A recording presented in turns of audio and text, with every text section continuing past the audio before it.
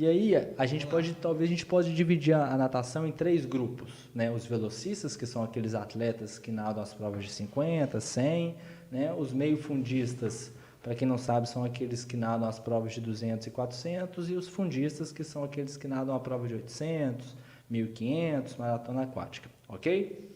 Então, se a gente levar em consideração estes grupos, é certo afirmar que os velocistas têm uma intensidade maior de treino comparado com os fundistas, que por sua vez têm um volume maior? E onde é que entram os meio-fundistas nessa história toda? É certo eu pensar dessa forma, ferro e fogo? Como que você pensa a natação dessa forma? Bom, antes de eu responder, então eu já anotei aqui natação e já anotei a comparação em velocista-fundista.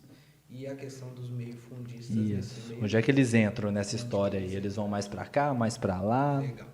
Antes de eu responder isso, é importante que a gente faça rapidamente a contextualização no sentido de que, gente, quando a gente traz um exemplo específico de uma modalidade, nós queremos trazer um pouco mais para a prática, mas que vocês consigam transferir para a realidade esportiva de cada um de vocês, tá? Então, não se restringam ao fato de que ele está falando de um exemplo da natação, não tem nada a ver com a minha realidade. Isso pode ser para o seu aluno da academia de natação. Eu imagino que quem é professor de natação deva ter vários níveis de alunos, né? Então, tem uns que rodam mais, né? Uns rodam menos porque está iniciando, então... Ou para um personal trainer que deseja fazer um treinamento aeróbico dentro da piscina. Perfeito. Mas aí vamos lá, gente. Um velocista, né? um nadador da prova de 50 metros, um nadador da prova de 100 metros. Marcelo, você que já tem uma grande experiência como analista de desempenho na natação, qual que é um tempo médio de um nadador da prova de 50 metros numa competição? Nado livre? Nado livre. 21, 22 segundos aí, vamos... E aí, masculino, né? Feminino, 23, 24. E como eu sei que você ama analisar uma prova de 1.500 metros, né? Uma prova bem rápida, quanto tempo dura uma prova de 1.500 metros? Na verdade, a gente não analisa a prova de 1.500, não. Não dá essa ideia, não. Pelo amor de Deus. Vou ficar 7 dias analisando.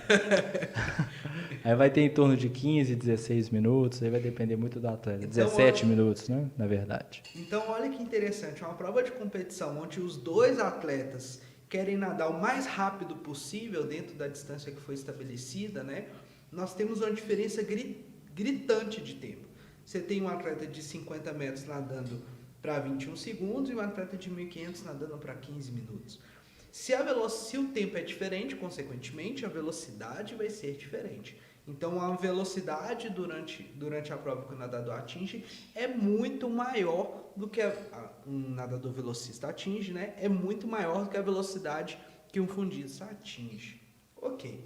Se nós temos diferenças gritantes de velocidade, isso quer dizer que um velocista alcança uma intensidade muito maior do que um fundista, correto? Entendendo que a intensidade ela é definida pela capacidade do organismo de executar uma carga mecânica extremamente elevada. Ela está relacionada à quantidade de produção mecânica de movimento, tá? E não com relação ao esforço. Os dois se esforçam ao máximo, mas um produz maior velocidade, maior carga mecânica, portanto, maior intensidade. Nesse caso, um velocista.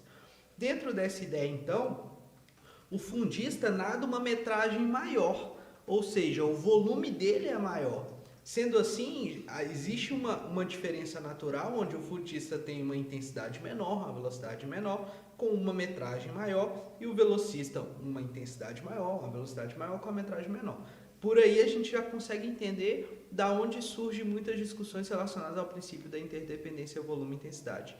Qual que é a base disso? A base disso, a explicação básica disso, é que nós temos naturalmente uma diferença de estímulo das vias energéticas, de predominância das vias energéticas, o que faz com que o fundista consiga nadar 15 minutos dentro daquela velocidade e um velocista 50 metros dentro daquela velocidade.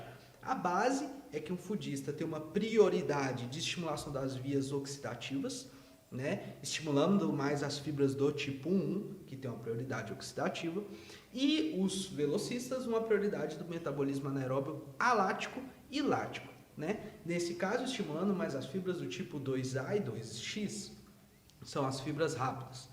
Então, princípio da interdependência volume-intensidade ele está relacionado à base fisiológica, porque se você tem uma atividade que estimula mais o metabolismo anaeróbico alático, esse metabolismo não tem substrato infinito, ele acaba, né? A fosfocreatina acaba e ela acaba rápido.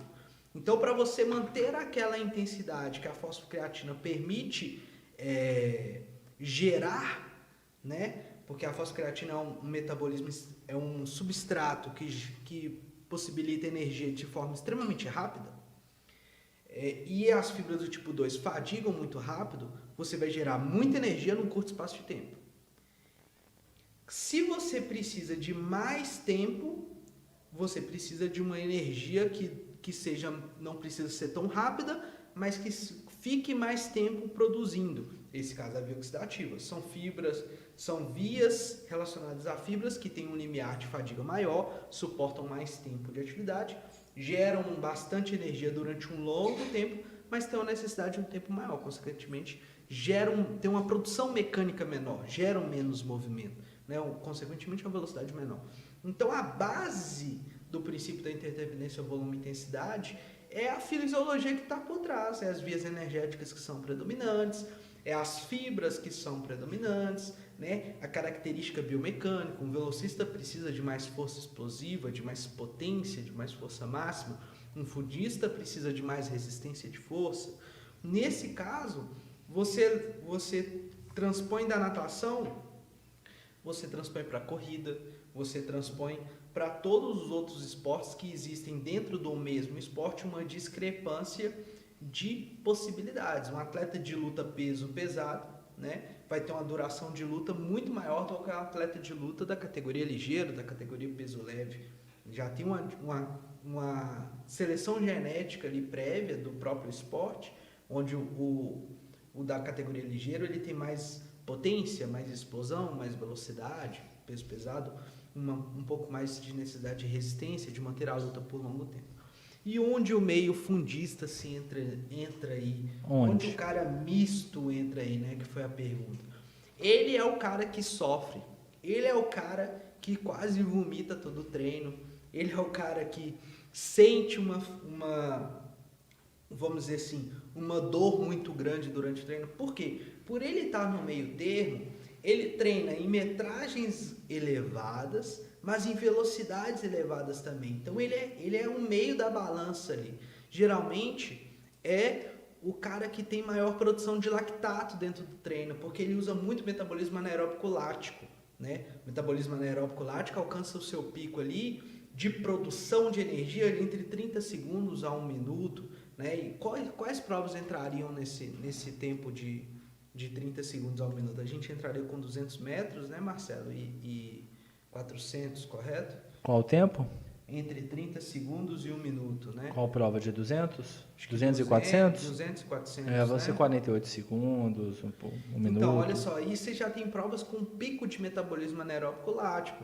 Quando você vai lá para o atletismo, por exemplo, você vai ter provas também entre 200 metros e 400 metros com a característica anaeróbica lática muito grande. Então, você tem ali o que está entre o meio termo, né? Mas isso não quer dizer que o princípio da interdependência volume-intensidade não se aplique para esse público. O que a gente quis mostrar é com esse exemplo de diferenças entre provas, analisando o tempo de competição, o quanto a balança pode pender para um lado como pode pender por outro. Mas todos vão passar por diferentes cargas de treinamento dentro do seu treinamento. Tá, só corrigindo, as provas de 200 geralmente dá 2 minutos e as provas de 400 em torno de 4 minutos, e aí vai depender do gênero, né? Masculino e feminino. Tá?